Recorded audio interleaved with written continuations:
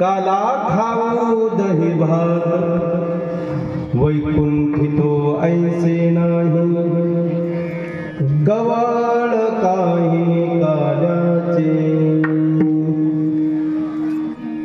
एकमेका देऊखी सुखे घालू हुंबरे वैकुंठितो ऐसे नाही कवळ काही काल्याचे तुका म्हणे बाळवंत तुका म्हणे बाळवंत बरवे नीत उत्तम वैकुंठितो ऐसे नाही कवळ काही कार्याचे योन तत्प्रविश्य मम वाक्मिमां प्रसुप्तां संजीवयत्यखिल शशिधरस्वधाम्ना अन्नं सहस्रचरणश्रवणत्वगादिं प्राणान् नमो भगवते पुरुषाय तुभ्यं कृष्णाय वासुदेवाय हरये ब्रह्मणे प्रणतक्लेशनाशाय गोविन्दाय नमो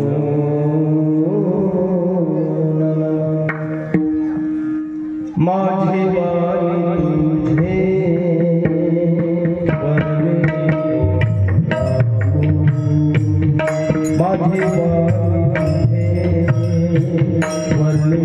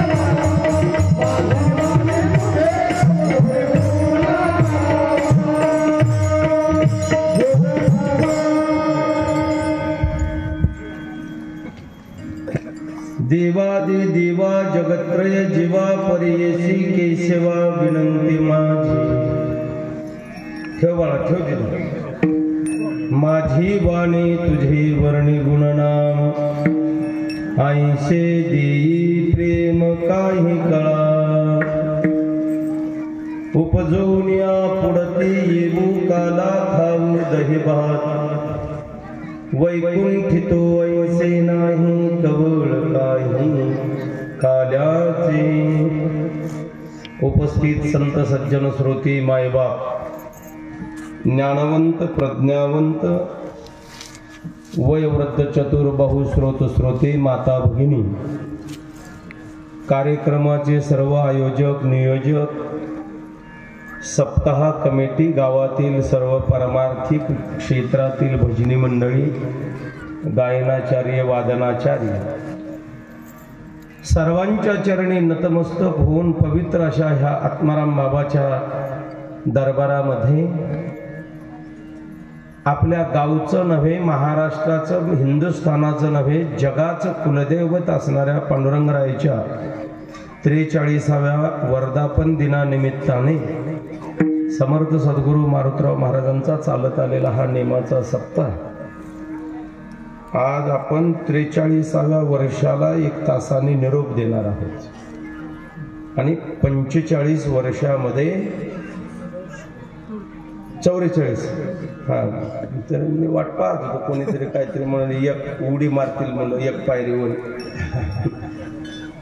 43 आणि 44व्या वर्षामध्ये पदार्पण करणार आहोत.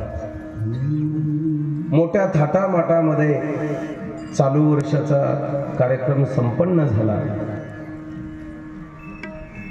प्रपंचामध्ये जसं प्रत्येक वर्ष आपलं संसारामध्ये प्रगतीपथावरती असतं, डेव्हलपिंगच्या माध्यमातून, तसं परमार्थ सुद्धा प्रगतीपथावरती असावा, डेव्हलपिंगच्या माध्यमातून असावा. आणि दरवर्षी एका पायरीने आपण वर चढत गेलं पाहिजे. नीट आहे का? एका पायरीने वर चढत गेलं पाहिजे. एकदा कळसाला आपला स्पर्श झाला, परत माघारी येणे नाही. परत माघारी येणे सोसे मन झाले. आता परत येण्याची गरज नाही, परत येण्याची गरज नाही, पण त्या परमपदाला प्राप्त होण्यासाठी जीवनामध्ये जी अवस्था निर्माण व्हावी लागते, ती अवस्था निर्माण करण्यासाठीच कथा कीर्तन आहे.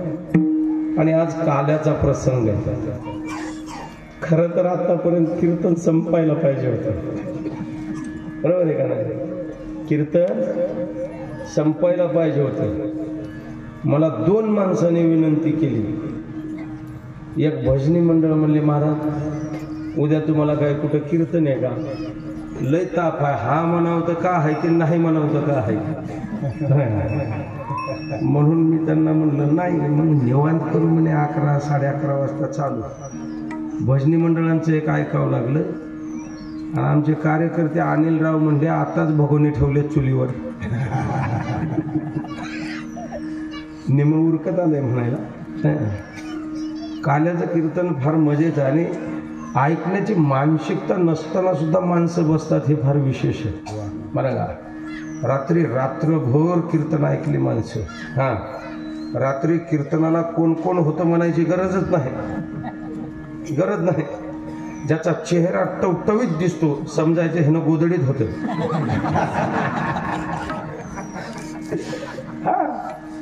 आणि ज्याचा थोडासा असा डोळे झाकल्यासारखे थोडा असा नर्वस चेहरा दिसतो, असा कोमजलेल्या फुलासारखा, समजायचं हे रात्रीभर सुपेकर महाराजांचं कीर्तन ऐकून गेले. आणि मस्त उगा असं झेंडूच्या फुलावानी दिसाले, तर समजावं हे रात्री नव्हतं. आता इथं कोण कोण रात्री नव्हतं ते बोटं करून मी दाखवू का तुम्हाला? खरं जर बघायचं असतं त्याच्यामध्ये वेळ जाईल. त्यामुळे खूप भरपूर लोक होते रात्री पण, आणि तसं मी पण होतो. मी पण होतो, काय नाही फरक पडत. वस्तुस्थिती म्हणलं तसं. आता बघा, काल ग्रंथ मिरवणूक झाली, कथा झाली, रात्रभर बसलो, आता कीर्तन झालं. मला परत सेल्फ ड्रायव्हिंग, माझ्याकडे ड्रायव्हर नसतो, 500 किलोमीटरचा प्रवास करायचा. अलग लक्षात. हृदय असता नाम तुझे एवढंच घ्यायचं, बाकीचं नाही. बरोबर. रात्री माऊलीने एक गोड उदाहरण दिलं. आज सुपेकर महाराजांचं एवढं वय असून सुद्धा रात्रभर बसून राहू शकतात, आपण का नाही राहू शकत? आपणाला हो. आणि विशेष म्हणजे मागच्या वर्षी त्यांनी कंप्लीट अर्धा म्हणजे 37 मिनिटं कीर्तन केलं होतं. मागच्या वर्षी त्यांनी 37 मिनिटं आणि रात्री 1.5 तास कीर्तन सेवा केली महाराजांनी. खरं का? म्हणजे ह्या वयामध्ये सुद्धा जर बसून राहू शकतात, आपण का नाही राहू शकत? आणि ही परंपरा जोपासणारी मंडळी आहेत. हे बघा, मोठ्याच्या लग्नामध्ये खाया प्यायला कमी जास्त असलं तरी चालेल, पण बैठकीला एखादा वजनदार माणूस बसून असला की त्या लग्नाला शोभा येत असते. तसा आपल्या कार्यक्रमाला, आपल्या ह्या सप्ताहाला असा महात्मा नुसता बसून जरी राहिला ना, तरी त्या सप्ताहाचं आणि त्या कार्यक्रमाचं वेटेज वाढत असतं, वाढत असतं. आनंदाची गोष्ट आहे. काय म्हणतात, ज्याची बायको चांगली त्याचा संसार चांगला, ज्याची बायको चांगली त्याचा संसार चांगला, ज्याचे बैल चांगले त्याची शेती चांगली. पेरणीतच पडायला लागल्यावर काय करावं? बैल वर्षभर खायला घालायचं आणि पेरायच्या टायमिंगला बसायचं, उठतच नाही. बरं, ज्याचे बैल चांगली त्याची शेती चांगली, ज्या गावचे सरपंच चांगले त्याचं गाव चांगले. बरं का? काय काय गावातले सरपंच संध्याकाळी बॅटऱ्या लावून हुडकून उचलून आणावं लागतं आणि बाहेर उभा करून बादलीनं पाणी टाकावं लागतं. लक्षात घ्या, ज्या गावचा सरपंच चांगला ते गाव चांगले, आणि ज्या सप्ताहाचे कार्यकर्ते चांगले त्याचा सप्ताह चांगला. लक्षात, चांगले या शब्दाचा अर्थ अजून वेगळा आहे. आज काल्याचा प्रसंग आहे आणि काल्याच्या चिंतनासाठी निवडलेला अभंग. महान भगवत भक्त वैराग्याचे मूर्तिमंत अवतार, भक्तीचा जिव्हाळा, संप्रदायाचं प्रतीक, हिंदुत्वाचा स्वाभिमानी, हा मृत्यू लोकाला लाभलेलं संत रूपी धन, संत श्रीमंत जगद्गुरु तुकाराम महाराज यांचा अभंग आहे. या अभंगामध्ये 4 मुद्दे प्रामुख्याने महाराजांनी सांगितलेले आहेत. अभंग सगळ्यांच्या पाठांतरातला आहे, नव्याने पाठ करण्याची काय आवश्यकता नाही. साध्या टाळकऱ्याच्या सुद्धा अभंग पाठ आहे, साध्या टाळकऱ्याच्या सुद्धा. या अभंगामध्ये 4 मुद्दे महाराजांनी मांडलेले आहेत आणि अगदी महत्वाचे आहेत. त्यावरती अगदी आपल्याला तासभर थोडंसं चिंतन करायचं आहे. हा, तासभर म्हणल्यावर बी 1:45 वाजले, आता बी 1:15 वाजले. हा, तासभर जरी म्हणलं तर 1:15 वाजले. किती अवघड आहे बघ. घड्याळ काही थांबायला तयार नाही, तुम्हाला सांगतो. काटे गळायची वेळ आली पण घड्याळ काही थांबायला तयार नाही. शरद पवारासारखं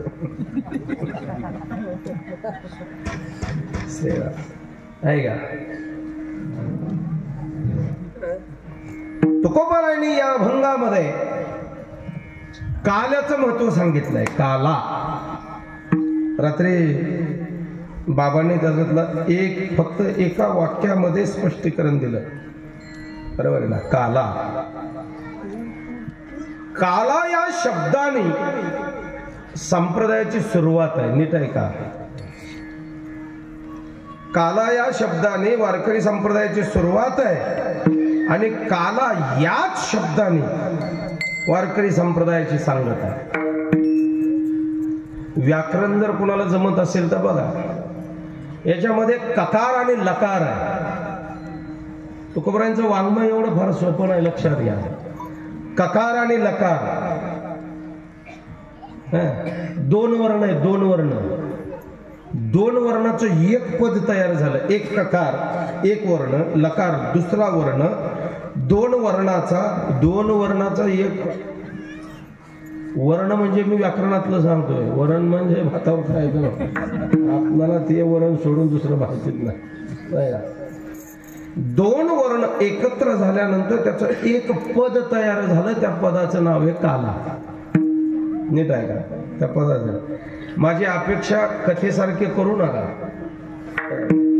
कथा हा भाग वेगळा आहे आणि कीर्तन हा भाग वेगळा आहे, स्वतंत्र आहे. हा, इथं उभं राहिलं की इथलं, तिथं उभं राहिलं की तिकडचं इकडं नाही आणि इकडचं तिकडं नाही. आमचं दुकान वेगवेगळं आहे, तुमच्यासारखं नाही सगळं एकाच दुकानात.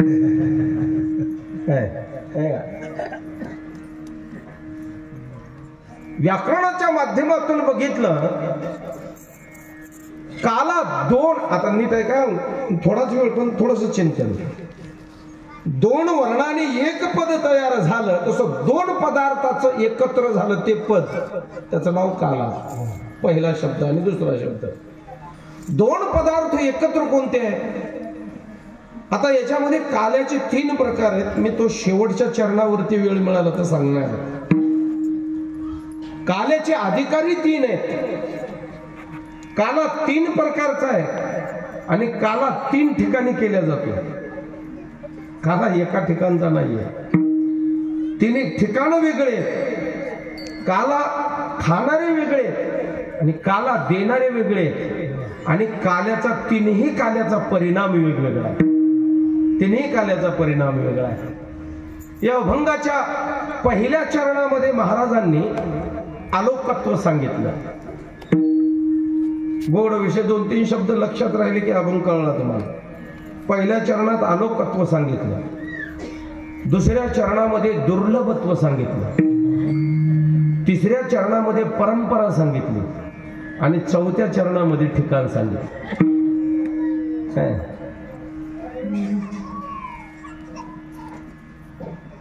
वर्ण आणि वर्णनीय विषयाच्या माध्यमातून काही शब्द ध्वनिजन्य असतात, काही शब्द क्रियाजन्य असतात, काही शब्द मौनजन्य असतात. नीट ऐका बरं का. क्रियाजन्य, काही शब्द ध्वनिजन्य. व्याकरणाच्या दृष्टिकोनातून ध्वनी कानावर पडतो, कुठं काय चाललंय आपल्याला माहिती नाही, आणि आवाज कानावर आल्यानंतर आपल्याला कळतं आपल्या गावात काहीतरी चालू आहे. नीट आहे का. काल्याचं कीर्तन झालं आणि रस्त्याने आपण नांदेडला निघालो. दुसऱ्याच्या गावात आवाज ऐकायला आला. कोणता? आता सावधान समय. नाही ना, अजून झालं नाही. थांबा. नाही, हा आवाज कानावर आला. आपल्याला माहिती नाही, पण स्पीकरच्या माध्यमातून कानावर आला. हा आवाज कानावर, ध्वनिजन्य विषय चालू आहे. समजणाऱ्याने समजून काय घ्यावं, तिथं कोणीतरी गेलेले नाही. हा कशावरून कळलं? तुम्ही पाहिलं नाही? नाही, तुम्ही पाहिलं नाही. तुम्हाला निमंत्रण नाही. तुम्हाला माहिती आहे गाव कोणतं आहे? माहिती नाही. रस्त्यावरून जाताना फक्त ध्वनी कानावर पडला, याला म्हणायचं ध्वनिजन्य. याला काय म्हणायचं? ध्वनिजन्य. त्याच्या पुढे गेल्यावर दुसराच ध्वनी कानावर आला. बाबा काय बघा, होय असं आहे. काय आश्चर्य असेल ते असेल मला. माणसं जिवंत असताना एकमेकाला नीट बोलत नाहीत, भेटायला जात नाही, आणि मेल्यावर त्याच्या अंगावर पुढू पुढू रडते. आम्हाला सोडून तुम्ही कसे गेल्या, त्यानं उठावून तुझी बी जागा शिल्लक ठेवला, चल म्हणावं. कस करेल? जाईल का म्हणून अवघड आहे. हा ध्वनिजन्य भाव आहे. नीट आहे का. पाहायची गरज नाही, कोणी सांगायची गरज नाही. अशी काही क्रियाजन्य आहे. क्रियेने माणसाला कळतं. उगं रस्त्याने म्हणजे तात्या कुठं आहेत, बोलला का, याचा अर्थ का? बोलला नाही काय? याला क्रिये, देह सद्भाव क्रिया याला म्हणतात. बोलण्याची गरज नाही. जेवण वाढायला आला माणूस, जेवण वाढायला, बुंदी पाहिजे का? बुंदी.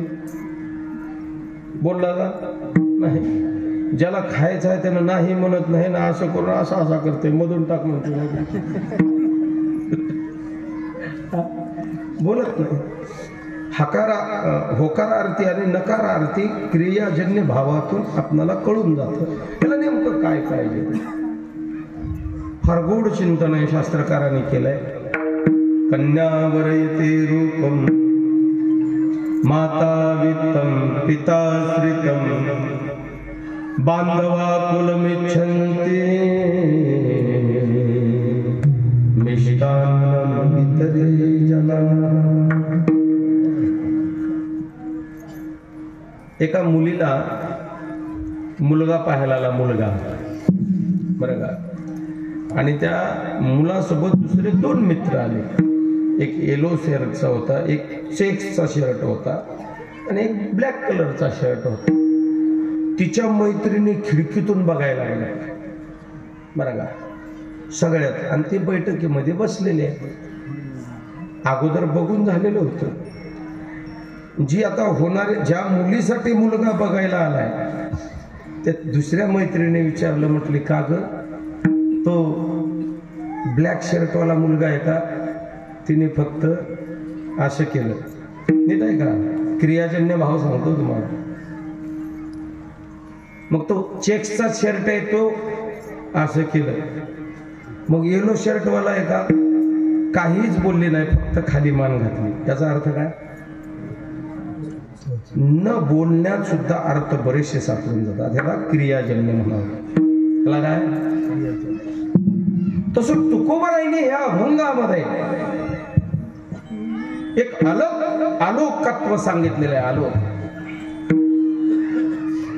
महाराज म्हटले अनेक पदानी वारकरी संप्रदायाची सुरुवात ज्या काल्याने झालेली. काला काय? त्या काल्यामध्ये काला 3 प्रकारचा सांगितलं तुम्हाला.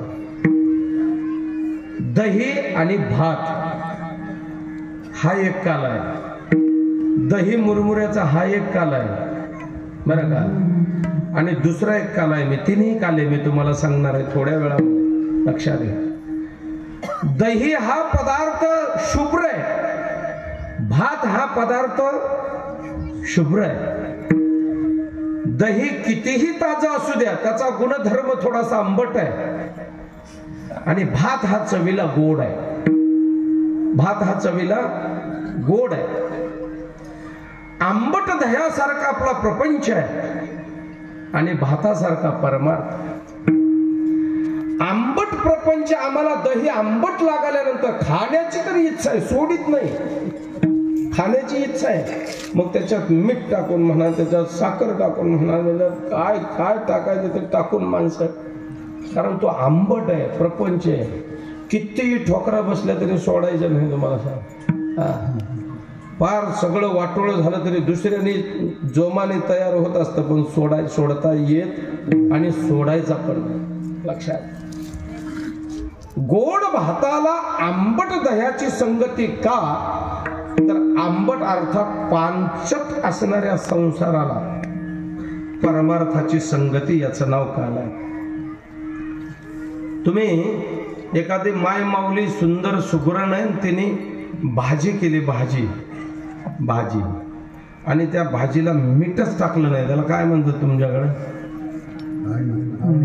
आळणी. म्हणजे तिखट कमी झाल्यावर म्हणावं. आळणीचा आणि तसा म्हणजे मिठाचा तसा काही संबंध नाही.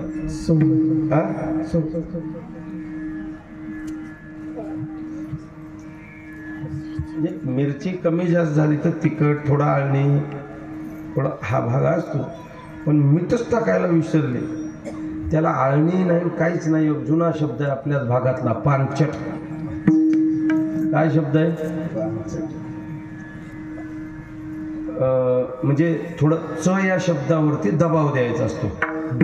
जिभेचा शेंडा आणि दाताची ह्या तिन्हीची भेट झाल्याशिवाय तो दबाव येत नाही. संस्कृत मधला शुद्धांत येतो पांचट. काय? थोडा दबाव येतो, बरोबर. ज्या स्वयंपाकामध्ये मीठ नाही, भाजीमध्ये मीठ नाही, जसा तो स्वयंपाक पांचट आहे, जसं ज्याच्या प्रपंचाला भक्तीची संगती नाही, संत संगती नाही, वारकरी संप्रदाय किंवा अनेक संप्रदायाचा अनुभव नाही, तसं त्याचा संसार त्या पांचट भाजीसारखा पांचट. बरोबर आहे ना? परमार्थाची संगती घडावी या उद्देशाने दही आणि भाताचा काला भगवान परमात्म्याने केला. बरं, हा काला खाण्यासाठी काय माहितीये का, असं म्हणतात जिथं पिकतंय तिथं विकत नाही, आणि जिथं विकतंय तिथं पिकत नाही. जिथं विकतंय तिथं पिकत नाही. हा काला अनंत जन्मापासून चालत आलेला आहे. 5000 वर्षापासून चालत आलेला आहे. 5000 वर्षापासून चालत आलाय. तर 43 वर्षापूर्वी आम्ही का खाल्ला नाही? तर आमच्या गावात हा काला नव्हता, आला नव्हता. चला, हा काला चंद्रभागेच्या वाळवंटामध्ये 800 वर्षापूर्वी नामदेवरायांनी ज्ञानोबारायांनी केला. मग 800 वर्षाच्या पूर्वी काला का नव्हता? तर काला वाळवंटापर्यंत सुद्धा आला नव्हता. तोच काला 5000 वर्षापूर्वी भगवान श्रीकृष्णाने यमुनेच्या वाळवंटात केला. त्याच्या अगोदर का काला नव्हता? तर काला करणारेच अवताराला आले नव्हते. काला करणारे अवतार. काला एकट्याला होत नाही. हो, काला करण्याचा अधिकार वेगळ्यांना आहे आणि काल्याचा प्रसाद देण्याचा अधिकार वेगळ्यांना आहे. तसं एक तर बरं का, काल्याचं कीर्तन एकतर गायीची सेवा करणारा त्याचा असावं, बरं का. एक तो ब्रह्मचारी महात्मा असावा, नाही तर 2 तीर्थक्षेत्री राहणारा असावा. अलीकडे आता बायाचे बी काल्याचे कीर्तन व्हायलेत. हे आमच्या वारकरी संप्रदायाचं दुर्दैव आहे. मला त्या विषयाकडे जायचं नाही, लक्षात घ्या. काला हा एवढा दुर्लभ असणारा काला आहे. महाराज, तो काला खाण्यासाठी जन्माला यावं लागतं. जन्माला येण्याच्या पाठीमागे शास्त्रकाराने आनंद कारण सांगितले. 3 वर्ग आहेत. एका वर्गाला यावं लागतं, दुसरा वर्ग स्वतंत्र येत असतो, आणि तिसऱ्या वर्गाला आणावं लागतं. नीट आहे का? बरोबर. यावंच लागतं. कुणाला यावंच लागतं? तुम्हा आम्हाला यावं लागतं. कशासाठी? पूर्वी जन्मामध्ये पुण्य केलं असेल, पुण्याचं रूपांतर सुखात होत असतं. सुख भोगण्यासाठी मृत्यू लोकामध्ये जन्माला यावं लागतं. सुख भोगल्याशिवाय पुण्य वजा होत नाही. एक, पूर्वी जन्मामध्ये पाप केलं असेल, पापाचं रूपांतर दुःखात होतं. दुःख भोगण्यासाठी मृत्यू लोकात जन्माला यावं लागतं. दुःख भोगल्याशिवाय पाप वजा होत नाही. पाप पुण्य करुणी जन्मा येतो प्राणी. जन्माला येण्याचं एवढंच कारण आहे, एक तर पाप नाही तर पुण्य. बरोबर आहे ना? बरं, इथं आल्यानंतर 3 वर्ग जसे तुम्हाला सांगितलंय, यावंच लागतं आपल्या कर्माने. हा जीव आहे. येत असतात ते संत आहेत, येत असतात ते संत आहेत. आणावं लागतं ते देवाला. तसं तिघाचे कार्य सुद्धा भिन्न भिन्न आहे. तिघाचे आपण जन्माला आल्यानंतर जे करायचं ते करत नाही, दुसरी आगाऊ कामं वाढवून ठेवतो, निघून जातो. नीट आहे का? आणि संत महात्मे आल्यानंतर थोड्या दिवसामध्ये आपलं कार्य पार पाडतात आणि लोकांची अपेक्षा शिल्लक ठेवून निघून जातात. त्याला शहाणं म्हटलंय. शहाण्याच्या कॉलनीमध्ये संतांची व्याख्या आहे. शहाणं त्याला म्हणाव, येतंय काम झाल्यावर लगेच निघून जात. येड त्याला म्हणाव, बस स्टँड पर्यंत ढकलून नेऊन एसटीत बसून तिकीट काढून न्यावं लागते. त्याला काय म्हणावं? नाही कळलं तुम्हाला? शहाणा जावई त्याला म्हणाव. आल्यावर एखादी रात्र मुक्काम केला सगळ्यांचा आग्रह म्हणून, दुसऱ्या दिवशी लोकांची थोंड बघण्याच्या अगोदर निघून जातो. त्याला काय म्हणायचं? शहाणा जावई म्हणायचं. हरभऱ्याचं खळं झालं, करडीचं खळं झालं तरी जायचं नाव घेतलं. ह्याला कोणता जावई म्हणावं? नाही कळलं तुम्हाला? कबीरदासांचं एक वाक्य आहे, दूर जवाई फूल बराबर, नजीक जवाई आदा, घर जवाई गदे बराबर, जब चाहे तब लादा. दूर जावाई फुलासारखा म्हणतात. जावाई निघाल्यानंतर काय सांगाव?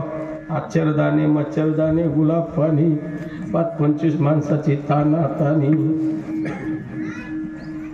मी म्हणत नाही, आमचे तुकाराम महाराज म्हणले, नाकीचा मोती ठेवी घाना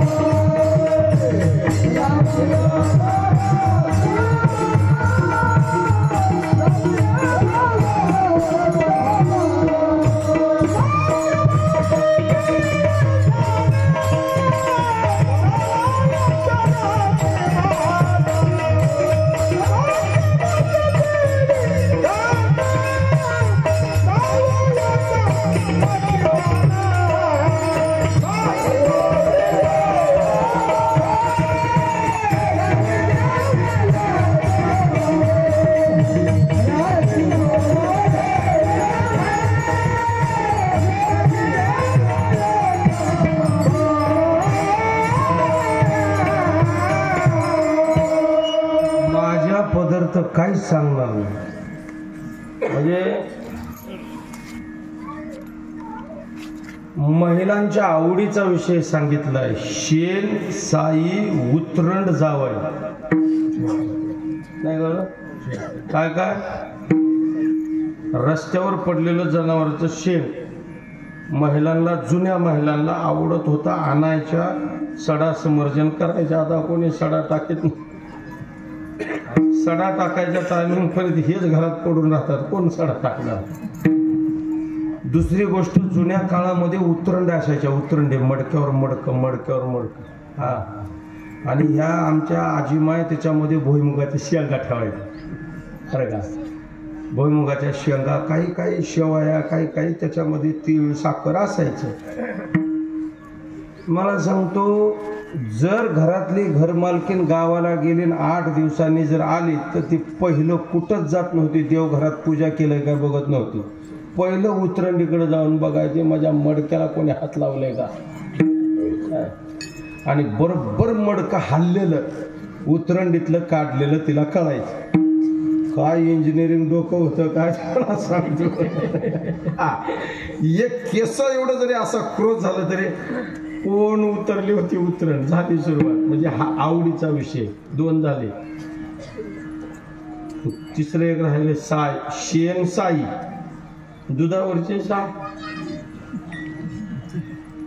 पाकिस्तानचं सैन्य अलीकडे येईल तुम्हाला सांगतो केदारनाथ पर्यंत, पण दुधावरचे साय कपात येऊ देत नाही ती. फू फू करून अर्ध्या लिटर दुधामध्ये 1.5 लिटर थुका घालील ती. साईच्या काय बापाची ताकद इकडे यायची येऊ देत नाही. आवडीचा विषय हा त्याच्या आवडीचा विषय. आणि शेवटचा सांगितला जावई.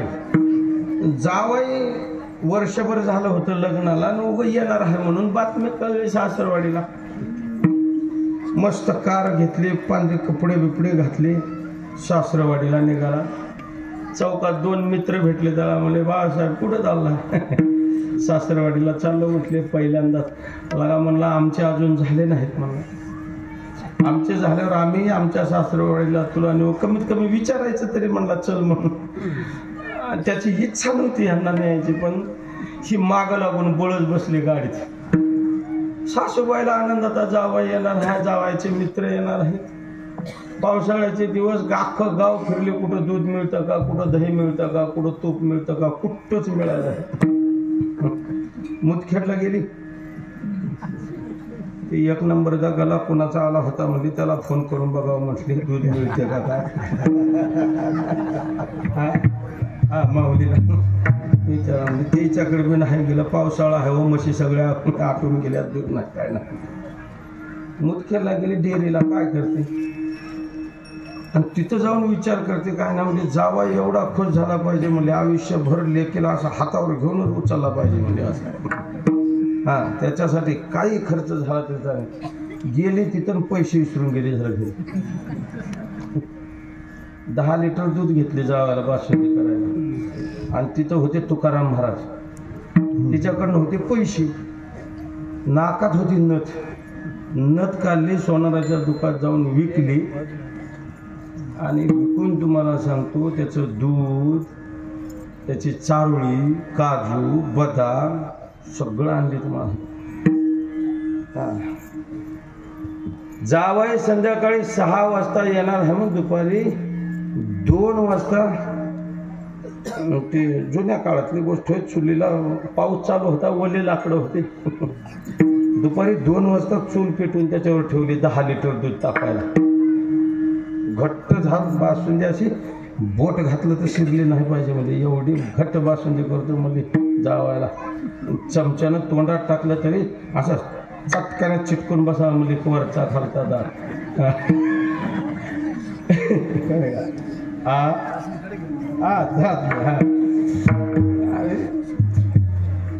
आले 4 वाजता 5 वाजता पाहुणे. मोठी बैठक होती. बैठक बसली. बैठकीच्या समोरच असं चुलीवर स्वयंपाक करत होते बिचारी.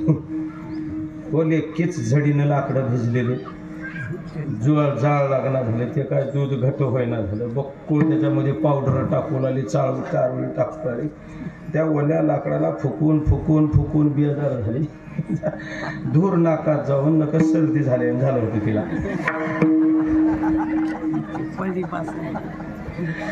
कळलं तुम्हाला? कळलं की काय झालं पुढं ते? एवढं थांबणे फुर करता. एकदा फक्त सम चुकली तिची. मात्रेचं थोडं पुढं गेलं म्हणजे माल बरोबर बासुंदीत पडला आणि नंतर फुर केली झाला. आता आणि हे दुसरं कोणीच नाही, फक्त जावयाने बघितलं. बघ कोणीच नाही बघितलं, फक्त जावयाने बघितलं. कुरड्या, पापडी, भजीन, घोसळ्याची भजीन, कांद्याची भजीन, वेगवेगळी पद्धत. रांगोळी काढून असे मोठे मोठे तांब्याची ताटं असायची पूर्वी. ती काय म्हणतात कलई केलेली ताटं. आमच्या लहानपणी आम्ही पाहिलं. त्याने ताट जेवायचे पाणी पियाचा एक तांब्या असतो आणि तांब्याच्या सोबत काय असतो? ग्लास. म्हणजे बाबाचं वय अजून एवढं झालंय तरी त्यांना ग्लास. आता त्या ग्लासाला मराठीत काय म्हणतात? ग्लासाला मराठीत काय म्हणतात? कोण प्याला? विसरून गेली पोरं हो. आणि त्या पेल्यावर अशी वेलीची डिझाईन असायची. अजून जुन्या घरात काही पाहायला मिळतील तुम्हाला. मोठंच्या मोठं ताट भरून आणलं, रांगोळी काढल्या. जावयाचे 2 मित्र बसलेले, जावय बसलेलं. गरम गरम स्वयंपाक तुम्हाला सांगतो. चपाती, भाजी, बटाट्याची भाजी, त्याच्यानंतर तुम्हाला सांगतो वांग्याची भाजी, आपली मशरूमची भाजी, काजूची भाजी. बाबा काही लय होतं हो.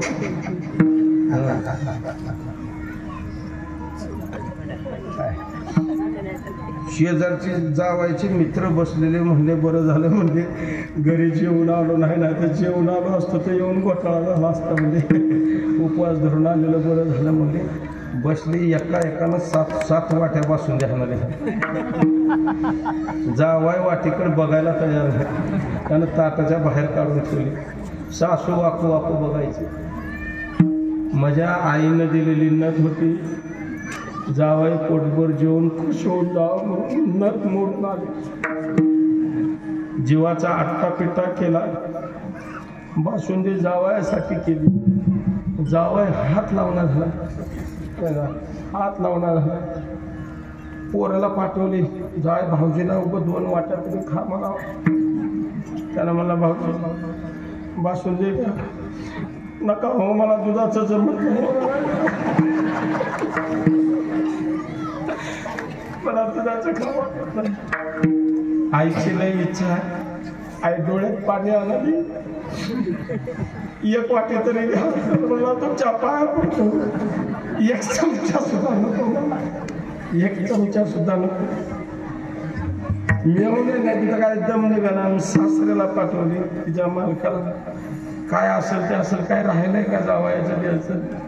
द्यायचं तर काय राहिलं नाही. दीपावळीला 5 ग्रामचे 80,000 होते नाही तर 85 होते. 5 ग्रामचे अंगठी घालतो म्हणा जावायला. जावाय जेवणा झालंय. बाकीचे बघा सगळं भगोना बुडाला नेलेच. बासुंदी खाऊ बुडाला नेले. जावाय अजून एक घोट घ्यायला तयार नाही, एक घास घ्यायला तयार नाही. 5 ग्रॅम द्या. साखरा मला जावाय बापू काय तुमचा रुसवा फुगवा असेल मला एकांतात मागा. 2-3 वर्ष काही पिकलं नव्हतं पण मला यावर्षी 50 पोते सोयाबीन झाले. मला अजून विकलं नाही. मागच्या वर्षी सुद्धा कापूस मरणाचा झालाय म्हणून 5 ग्राम काय 7 ग्राम काय 1 तोळा द्यायला तयार आहो. पण म्हणला तुम्ही उपवास पोटी जाऊ नका. त्याला म्हणला मामा 7 चपात्या खावा. म्हणला तुम्ही म्हणत असाल अजून 12 खातो पण मला बासुंदीचं नाव घेऊ नका.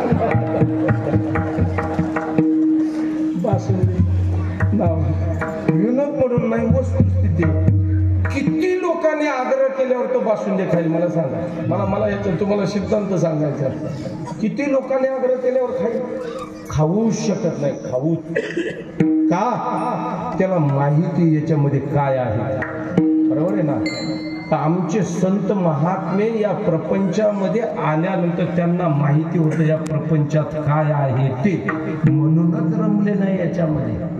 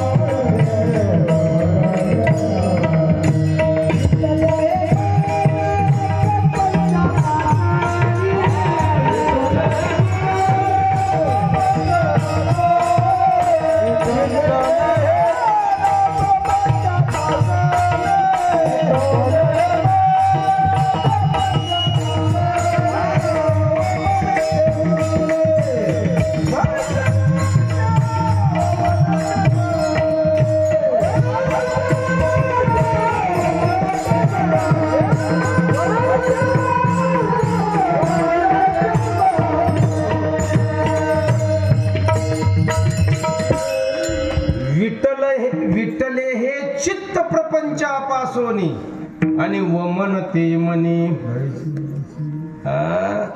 आता तुम्ही प्रमाण दिले म्हणून आता मी एक देतो, सांग ऐका. ओवी सांगतो मी. तुम्ही प्रमाण दिलं तर वारकरी संप्रदाय हा प्रमाण संप्रदाय. एक पुरावा नाही जमत. ज्ञानोबा म्हटले वमिल्याना वमन ते मनी बैसला असे. संतांना ह्या प्रपंचाचा वीट आलेला आहे का? संतांना, साधू संतांना ह्या प्रपंचाचा वीट आलेला आहे. उलटी केलेल्या अन्नाकडे जसं कोणी परत बघू शकत नाही तसं संत महात्मे या प्रपंचात असून सुद्धा त्या अन्नासारखं याच्याकडे कधी बघितले नाही. याच्याकडे कधी बघितले नाही. बरोबर आहे ना. म्हणून येणं आणि जाणं त्यांच्या हातात आहे. कुणाच्या? आपलं येणंही हातात नाही, आपलं जाणंही हातात नाही. आता देवाचं ऐका. देवाचं येणं त्यांच्या हातात नाही पण जाणं त्याच्या हातात. भगवान परमात्मा येत नसतो, त्याला आणावं लागतं. आणि याला रूपा बळे करोनी खडे हरिदासी. देवाला आणावं लागतं, तसा येत नाही पण जाणं मात्र देवाच्या हातात आहे. आता त्याच्या म्हणजे येणं त्याच्या हातात नाही. संतांचं येणंही त्यांच्या स्वाधीन आहे, त्यांच्या इच्छेने आहे. जाणंही त्यांच्या इच्छेने आहे. शहाणी माणसं त्याला म्हणावं. येतात, कार्य करतात आणि काम झालं की निघून जातात. आपलं येणंही आपल्या हातात नाही, आपलं जाणंही आपल्या हातात नाही. बरोबर. आणि मग आपलं येणंही आपल्या हातात नाही, आपलं जाणंही आपल्या हातात नाही आणि काला खाणंही आपल्या हातात. नीट ऐका. काला खाणं, येणं जाणं जर आपल्या हातात नाही, काला खाणं आपल्या हातात काय? आपल्या नाही. मग काला खाणं. आता आपण जन्माला आलो, पाप पुण्य करून आलो, ठीक आहे. आल्यानंतर आता तरी आपल्याला काल्याची किंमत कळायला पाहिजे का नाही? माझं वाक्य कळायला पाहिजे का नाही? ठीक आहे. ज्यांना काल्याची किंमत कळाली त्यांना काला मिळाला नाही. ज्यांना मिळाला त्याला किंमत कळाली नाही, आणि काहींना मिळालाही नाही आणि कळालाही नाही. ज्यांना मिळालाही नाही काला आणि कळालाही नाही ते पशुवादिक योनीमध्ये, पशु पक्षी पशुवादिक योनीमध्ये. जनावरांना काला मिळालाही नाही आणि कळालाही नाही. काला आपणाला मिळाला, काला कळाला नाही. आपणाला कळाला नाही आणि ज्यांना मिळाला नाही पण कळाला, देवादेवांना मिळाला नाही, काल्याचं महत्व कळालं. तुका म्हणे काला वैकुंठी दुर्लभ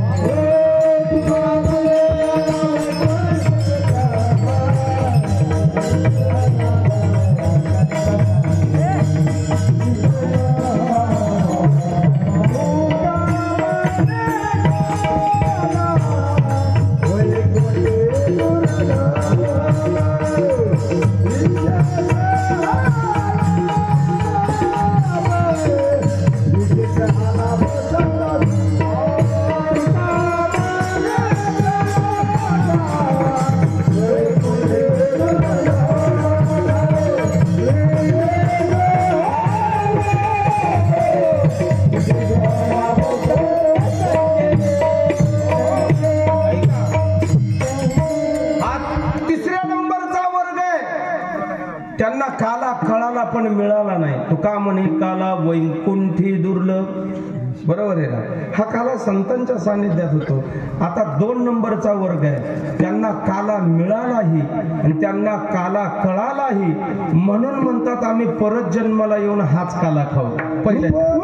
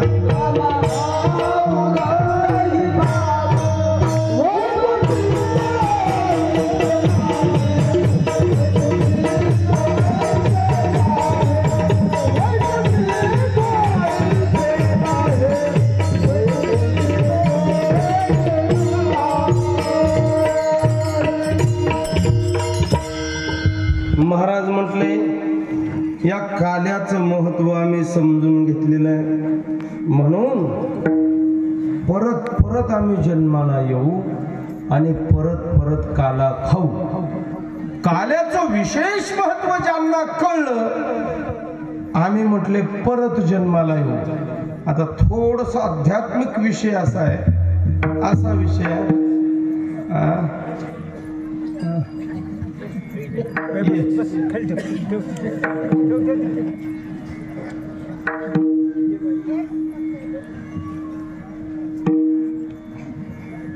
महाराज, काला खाण्याचं सुख किती आहे? बोला बोला. अगदी क्षणिक सुख आहे काला खाण्याचं, नीट आहे का? जन्माचं दुःख केवढं आहे? म्हणाल सुख पाहता जवा पाडे, दुःख पर्वता एवढे. लोक आश्चर्यचकित झाले. नुसतं काल्याच्या सुखासाठी डोंगरा एवढं जन्माचं दुःख एवढं सोपं आहे. पण एक लक्षात घ्या, मोठ्या दुःखातून छोटं दुःख वजा होत असतं आणि मोठ्या सुखातून छोटं सुख वजा होत असतं. एका बाईचं लेकरू मेल, रडत बसले बिचार. 2-3 दिवस रडत बसली. शेजारच्या गल्लीतली आली. म्हणलं काय रडते? लेकरू मेले. म्हणले किती दिवस रडणार आहे सांगा? तुझं एक मेलय म्हणली. म्हणजे 5 एकदाच मेलेत. मी कसं करू? मी हिचं एकच मेलं होतं, तिचे 5 मेलेत म्हणल्यावर ती मोठं दुःख आहे. निवांत झाले. आपल्यापेक्षा मोठा देवकीचे 6 मेले होते. मेले होते ना? बरोबर आहे ना? हे मोठ्या दुःखातून छोटं दुःख वजा होत असतं. मोठ्या सुखातून छोटं सुख सुद्धा वजा होत. एका साहेबाला 1,00,000-1,25,000 रुपये पगाराची नोकरी होती. कोणती होती काय माहित नाही, पण आता पगार एवढा होता झाला. काय करायचं आपण? हा आपल्यासारखा. आणि त्याचं पोस्टिंग झालं, बढती मिळाली, त्याच्यापेक्षा उच्च पदावरती गेला. IAS IPS उच्च पदावरती गेला. आणि त्याच्या माध्यमातून पण त्याला 7 पोरी होत्या. 7 पोरी. मुलगा नव्हता. पैसा रोज वर्ष म्हणजे महिन्याला 2 लाख रुपये घरात येतो. मुलगा नोकरीमध्ये बढती मिळाली म्हणून त्यांनी काय केलं, असा भव्य मंडप दिला, चांगला मोठा. जास्त महाराज बोलून घेऊन सगळे 4 गावचे भजनी मंडळ बोलून घेऊन मोठं सप्त्याचा काय आपलं कीर्तनाचा कार्यक्रम ठेवला. वारकरी सगळे जेवायला बसलेत, कीर्तनकार जेवायला बसलेत. बुंदीचं टोपलं हातात घेतलंय.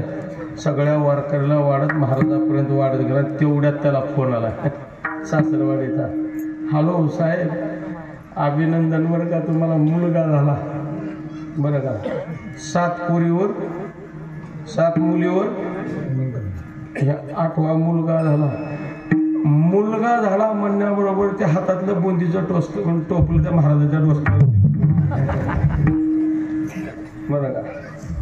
कीर्तन केलं होतं हे सुख होतं का नाही?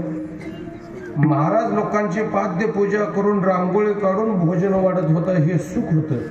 पण ह्या सगळ्या सुखापेक्षा 7 मुलीवर मुलगा झाला हे मोठं सुख त्याला झालं. आणि ह्या मोठ्या सुखातून बारकं सुख वजा झालं. तसं मोठ्या दुःखातून छोटी दुःख वजा होत असतात. तुकाराम महाराज म्हटले, जन्माचं दुःख जरी आमचं मोठं असलं. आता तिसरी गोष्ट अशी आहे, छोट्याशा सुखातून मोठं दुःख सुद्धा वजा होत असतं.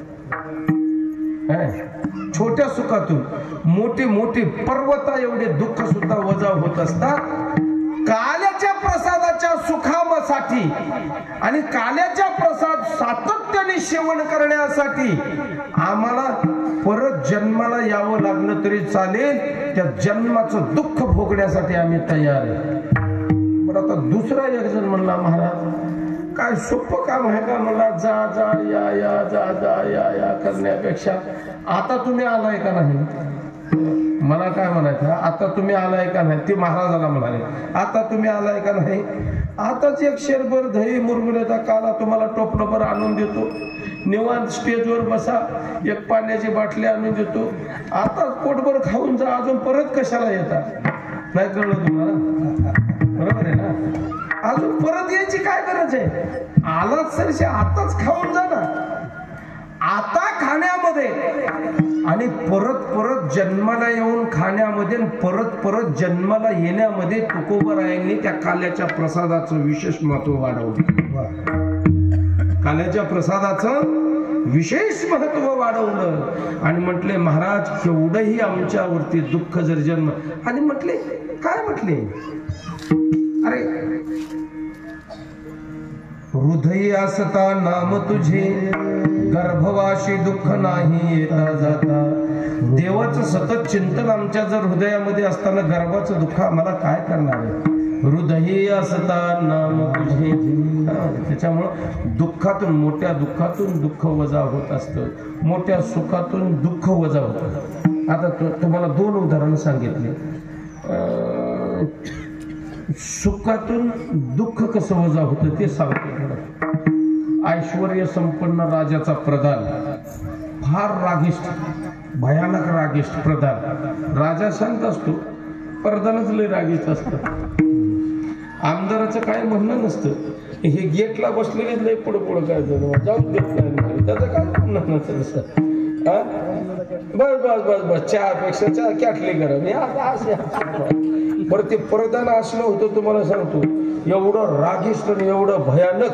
त्याच्या नाकावर माशी जरी बसायचं असेल तर त्या माशीला परमिशन काढावं लागत होतं, तुझ्या नाकावर बसायला येऊ का. नाही कळलं तुम्हाला काय माहिती. थोडेसे हे असे बारकाले विनोद कळायला बी सुद्धा 5G लागते. 5Gच्या पुढचं लागतं. म्हणजे आता त्याच्यापेक्षा खाली येऊन काही मला बोलता येत नाही. तुम्हाला एक विनोद कळावा म्हणून सांगतो. विनोद कळण्यासाठी एक विशेष दर्जाची बुद्धी असायला लागते. 2-3 लेकरं खेळत होते. 2-3 लेकरं खेळता भांडणं झाली. म्हणजे एका पोरानं काय केलं, त्या दुसऱ्या पोराला म्हणलं मला खेळू देण्यात झाला, म्हणलं मला मारायला, म्हणलं जा तुझा आजा मरल. म्हणलं काय म्हणलं, आजा मेलं की दुसऱ्या दिवशी म्हातार मेलं. आणि ते पोरग घरी जाऊन म्हणाले, ते शेजारचा बागा मला म्हणला होता तुझा आजा मरल, त्याच्यामुळे आजा मेला माझा. म्हणलं त्याला घरी जाऊन विचारलं, तुझ्या लेकराला सांभाळून सांग, काय तुझ्या लेकराला सांभाळून सांग. आणि ते असतात काय काय माणसं, तिचं लेकरं होतं काळ्या जिभेचं. बोललं की खरं होते म्हणून आपल्याला काय माहित नाही. मला ते काळ्या जिभेचं माणूसच भेटणार झाले. मी म्हणावं त्याला काय धापात 1 सप्ताह त्याला गेला हरकत नाही. उगा एकदा तरी मुख्यमंत्री होण्याचा आशीर्वाद देईल की म्हणतात माणसं. काळ्या जिभे बोललं की खरं होतंय म्हणतात. काळ्या जिभेचं माणूस बोललं की खरं होतंय म्हणून माणसं त्याच्यापासून भिवून राहतात. पण पांढऱ्या जिभेच्या माणसाने सत्य घटना 800 वर्षापासून सांगायला सुरुवात केली, त्यांचं ऐकायला कोणी तयार नाही. किती सांगू तरी न ऐकते पटकीचे पुढे पण ते काळ्या जिभेवाल्याला माणसं ते कार्ट ते काळ्या जिभेचं होतं बा. आणि त्याची आई 2-3 ठोके टाकले त्याला. म्हटले दुसऱ्याचे भांडणं घेण्यान देण्याच्या घरी आणणार कशाला शाप दिलाच. म्हणले त्या पोराला तुझा आजा मला, तो मला आई मला जास्त मारू नको म्हणला, आता लय लागायला म्हणला, तू बघ ना तर मी तुला काहीतरी म्हणेन बघ. ते अजून मला काय म्हणणार पोरं ते कान फडे त्याच्या म्हणे जा म्हणला तुझा बाप मरण होता मेला व दुसऱ्या दिवशी तिचा बाप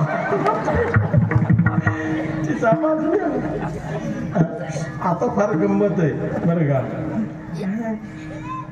त्याच्या बापाला कळलं आणि बाप उघडल्या फोकणी झटकून आला त्याला. मला पप्पा लय झालं मला तुमचा झालं, मला काय एकदम निघत नाही माझा, काय सगळं मारू नका मला, आता मारलं तर मी परत काहीतरी म्हणून आणि परत त्यांनी 2-3 ठोके लागलं. जाऊ दे मला, आज माझा बाप मरण म्हणल्यावर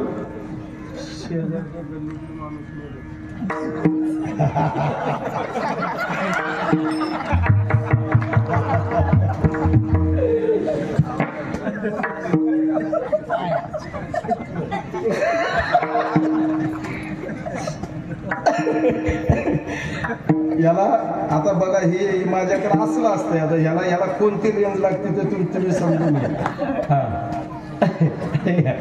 म्हणजे विनोद कळण्यासाठी सुद्धा बुद्धी चातुर्य असावं लागतं. विनोद म्हणजे काय ते आपला टाइमपास नाही आहे, एक सिद्धांताची बाजू पटवण्यासाठी असते. बरं ना महाराज टोपलभर काला तुम्हाला देतो, कशाला जाता आणि कशाला येता, इथंच खा जाणं येणं. आता कल्पना करा रात्री मी तुमच्या गावात मुक्कामाला होतो आणि मला परत सकाळी काल्याला यायचं आणि मी तुम्हाला कार्यकर्त्यांना म्हणलं येतो बरं का मी आता बरं का. पण सहज म्हणत महाराज सकाळी तुम्हाला काला आहेच, कथा संपल्यावर जाऊन अजून उद्या येण्यापेक्षा इथंच थांबा ना. बरोबर आहे का नाही. हा जाऊन तिकडच जायचं असेल तर काय हरकत नाही, पण तुम्हाला जाऊन माघारी यायचंय का नाही, मग काला करूनच जाणार. तसं साधक म्हणायला लागले महाराज एवढं गर्भाचं दुःख सहन करण्यापेक्षा आता जन्माला आलाय ना आताच काला खा. ते म्हणले नाही आम्ही परत परत जन्माला येऊ. हे आलोकत्व जे आहे तुकोबरायांनी ह्या पहिल्या अभंगामध्ये सांगितलं. उपजोनिया पुढती येऊ काला खाऊ दही भात, दही भाताचा काला सांगितला बरं का. मग म्हणले एक काम करा ना आता उगाच जाणं आणि एवढं त्रास घेण्यापेक्षा आता तुम्ही नेमका आलात कुठून त्याचं वर्णन सांगितलंय. आम्ही वैकुंठवासी आलो याच कारणाशी. बरं आता कुठं जाणार आहे. रामकृष्ण विठ्ठल बोला तुका जातो वैकुंठाला. आले वैकुंठातून, तुमचं जाणं जर वैकुंठातच आहे तर येण्या जाण्यात बेजार होण्यापेक्षा काला तिथंच खाना. महाराज म्हणले तिथं नाही म्हणून तर इथं.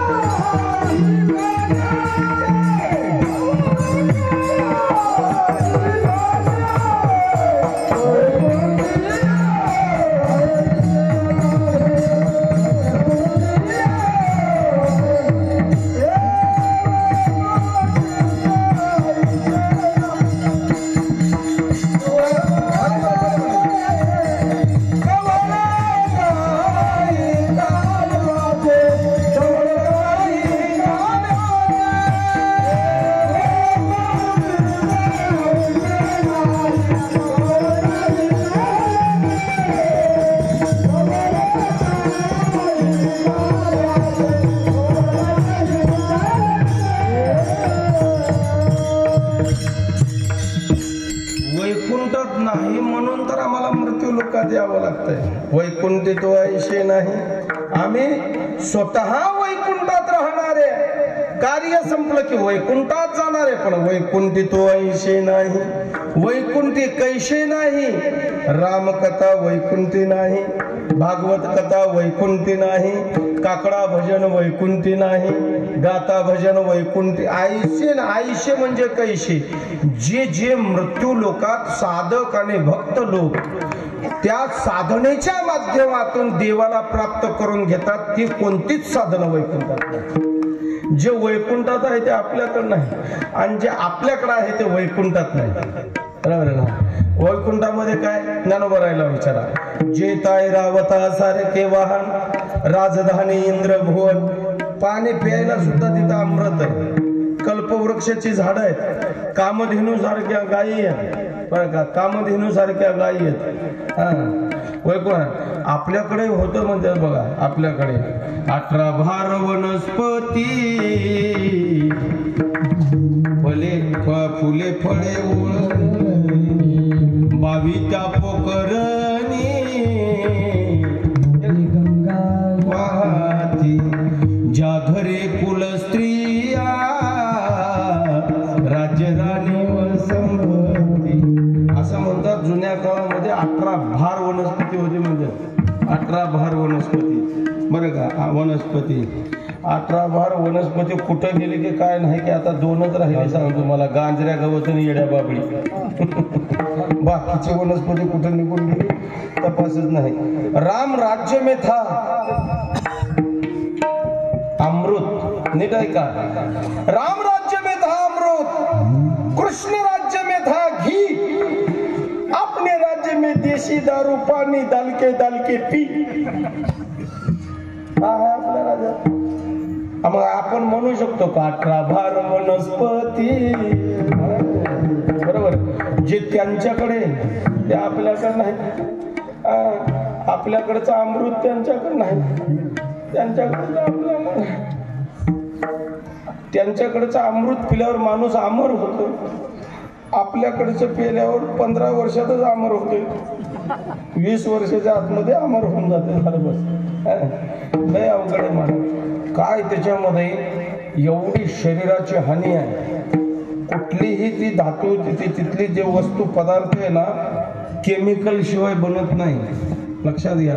युरिया खताशिवाय, आता दुधाला सुद्धा फॅट लावायला लागले ते युरिया खताचा. म्हणजे बाहेरचे पदार्थ खावं का नाही खावं, न खाणाऱ्या पिणाऱ्या माणसाला जर ह्या दूषित पदार्थामुळं कॅन्सर सारखे रोग होतात, पिणाऱ्या माणसाला काय म्हणतात का आतलं सगळं जळून जात असतं. काय काय कळत नाही.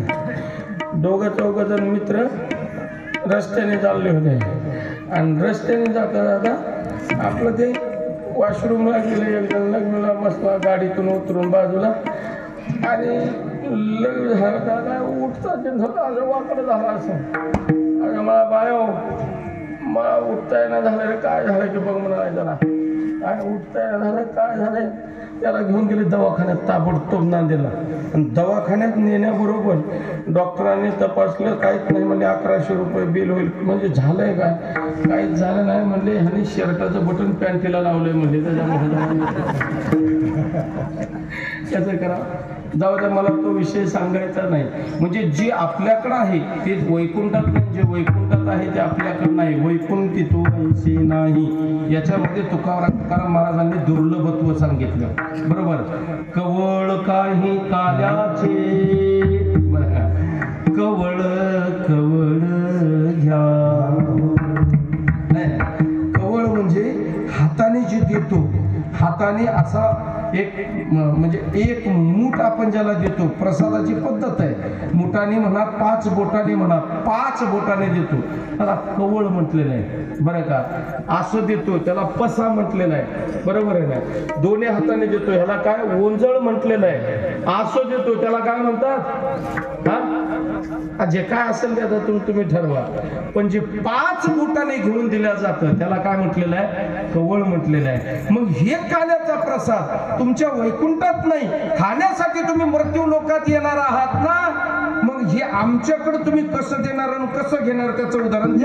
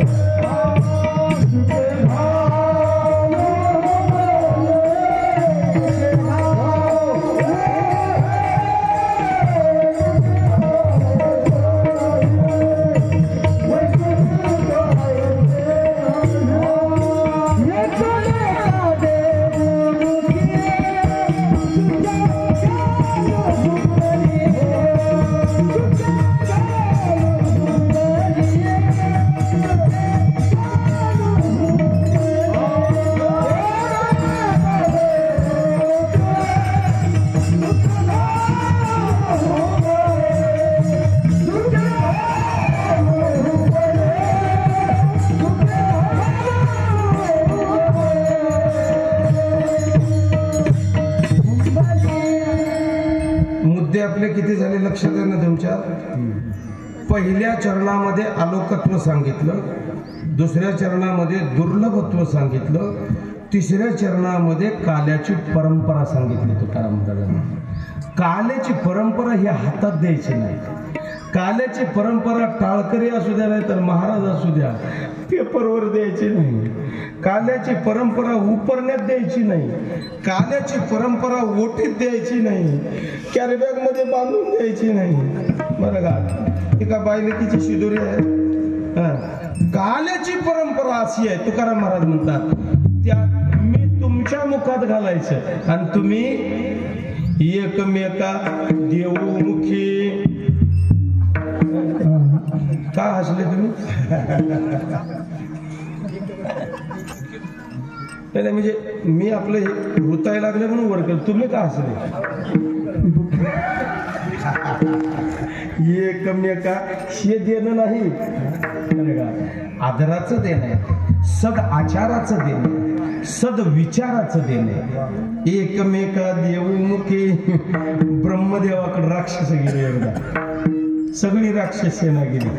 ब्रह्मदेवाकडे इच्छा भोजन होतं आणि त्या ब्रह्मदेवाला राक्षसाने म्हणले, ब्रह्मदेवा एक बघ हे बघा काय म्हटले, तुम्ही सत्ता तुमच्या हातात आहे बरं का, आणि तुमच्या हातात असल्यामुळे तुम्ही तुमच्या मनावर करणार. मला आमचा कोण विचार घेते? मला आम्हाला विरोधी पक्षात सुद्धा बसल्यासारखं ठेवलं नाही मला तुम्ही. थोडा तर आमचा विचार घ्या. कोण म्हणाले? आता ते विरोधी पक्षातले ना, सत्य देव लोक आणि विरोधी पक्षात राक्षस लोक. ते मला प्रत्येक वेळा मला तुमच्या बापाच्या घरचे होय का, मला तुम्हीच अगोदर पंक्तीला जेवलेल्या, मला आम्हाला पहिल्या पंक्तीला कधीतरी जेवायला द्यायला का म्हणला. आता ह्यांना माहिती आहे ही राक्षसी वृत्तीची लोक एकदा बसल्यावर हे आम्हाला शिल्लक सुद्धा ठेवायचे नाहीत खायला. मग ब्रह्मदेवाने म्हटलं हे बघा ह्या वेळेला पहिली पंगत तुमची बसणार, पण एक आठ आहे मला, एक आठ. जेवायला बसल्यावर तुमची असो किंवा आमची असू द्या, तुम्हाला आम्हाला सारखीच जेवण करायचं. म्हणलं जेवण करायचं पण कोपरात हात वाकला नाही पाहिजे. कळलं तुम्हाला? जेवण करायचे हात असा सरळ कोपरात. ते म्हणला बोटात वाकू दे म्हणला, काय हरकत नाही. कोपरात हात वाकला नाही पाहिजे. पहिली पंगत तुमची. त्यांच्यातला एक अध्यक्ष उपाध्यक्ष होता, त्याला म्हणाला कसं करू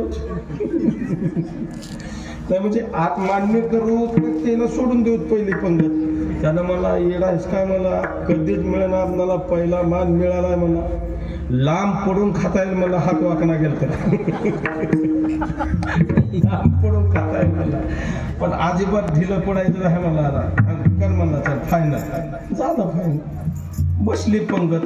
आता हातच वाकवायचा नाही म्हणल्यावर असे हात करायचे भाताचे मोठे. आता त्याला काय एवढा भात जमतोय, 5-5 पायलीचा तांदळाचा भात एवढा डोसक्या एवढा ढिगारा त्याच्या पुढे राक्षाला असा वरण असं टाकून असं. आता हात वाकला नाही पाहिजे, माझ्या हाताकडे बघा तुम्ही.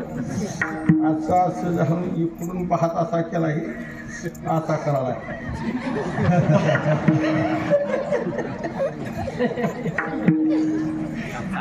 आता भात काय सुद्याने येतो होय नीट तोंडाचा, कोणता नाकात जाय कोणता डोळ्यात जाय. हे बी हात वाकवायचा नाही, ते हे हाणायला तोंडावर पडलेला हे कुठं हातच वाकवायचा नाही कोणता. मला त्याच्यातले एक राक्षस म्हणजे नका गरीब होतं, त्याच्यावर आगाऊन होत नाही. याच्या नादी लागून कधी बी असलंच व्हायला मला आपलं वाटलंच. कधीच पोटभर खायला मिळालं नाही म्हणला. कुठं रामावतारात असंच केलं म्हणला ह्याने. आपण वानर होतो त्यावेळेला तेव्हाही खाऊ दिलं नाही ना. आता म्हणलं आता काय कोणी आता म्हणलं ह्या हाताने जमना गेल्यावर कोणी असं लांब पडाले लांब खाय झालं. त्यांचा काय मेळच लागणार. उठली पंगत त्याच्या अर्ध्या पोटाने काय पोटच भरलं नाही, त्याचं पोटात गेलंच नाही काय. आणि मग बसली. आता देव लोकांची पंगत बसली.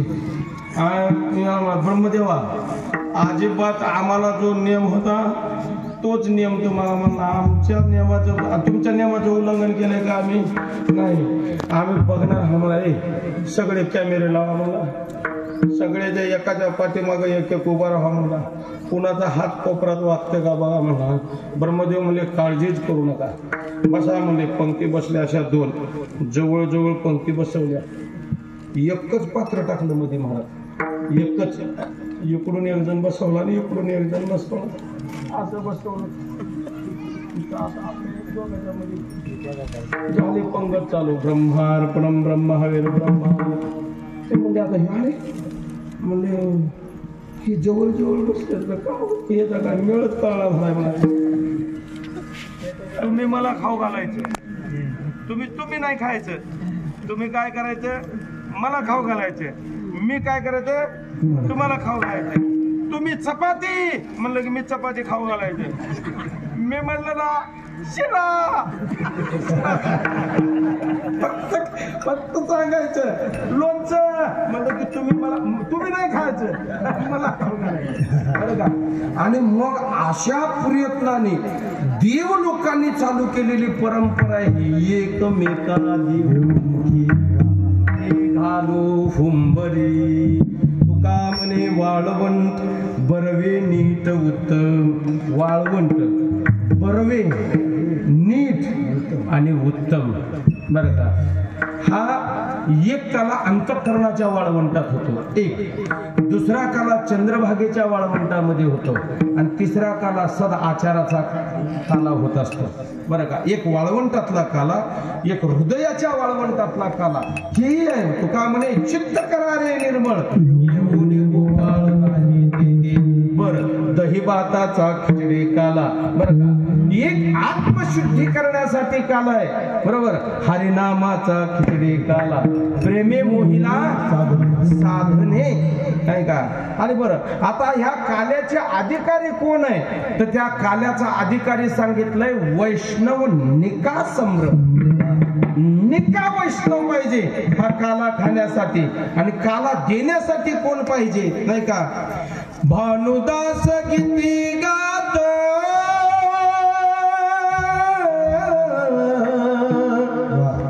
प्रसाद देतो पंढरीनाथ. घ्या रे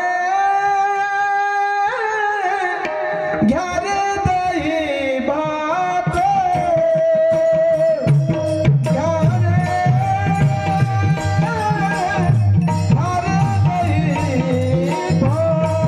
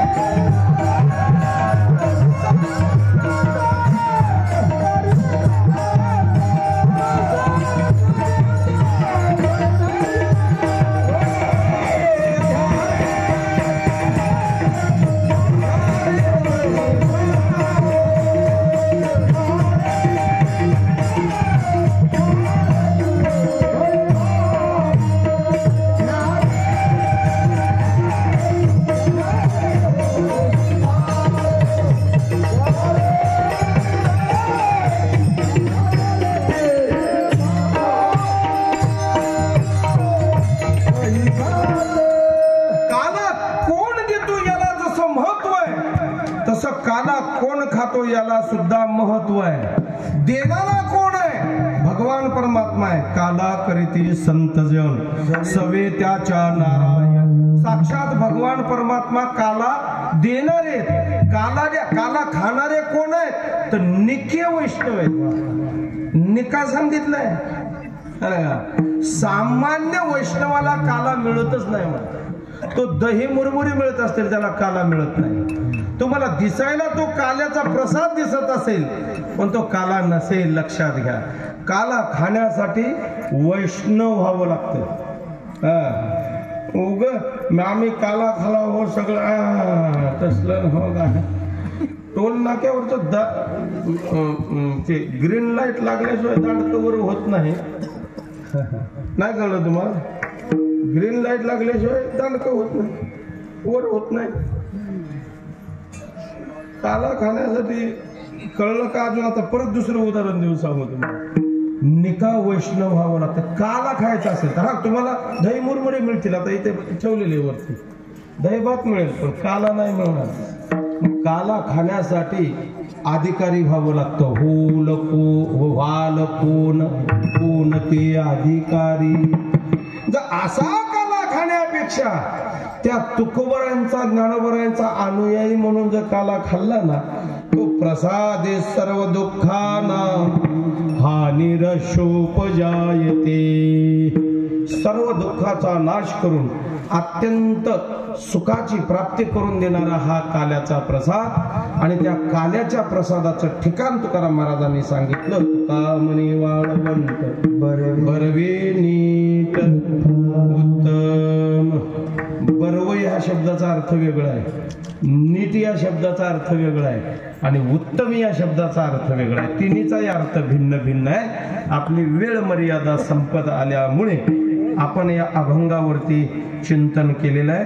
एक 10 मिनिटांमध्ये औपचारिकता म्हणून काल्याचा प्रसंग पाहू. भगवान श्रीकृष्णाचं चरित्र वर्णन केल्याशिवाय त्या प्रसादाला प्रसादत्व निर्माण होत नाही. म्हणून संप्रदायाच्या नियमाप्रमाणे तुमचा नियम अगोदर गिरे महाराजाला मी काय म्हणलो, गिरे महाराज आपण विठू बरक मायला काला हार घालू. ते म्हणले महाराज थोडं अगोदर घालू. म्हटले विठोबारक माय तुमचं लय उशिरा होते बरं का, थोडं अगोदर. आमच्याकडे विठ्ठल विठ्ठलला घालतात म्हणले. झालंय का कीर्तनात विठ्ठल विठ्ठल? आता घेतो, आता घाला. झालंय का आतापर्यंत? नाही. मग आता भजन करा, आता विठ्ठल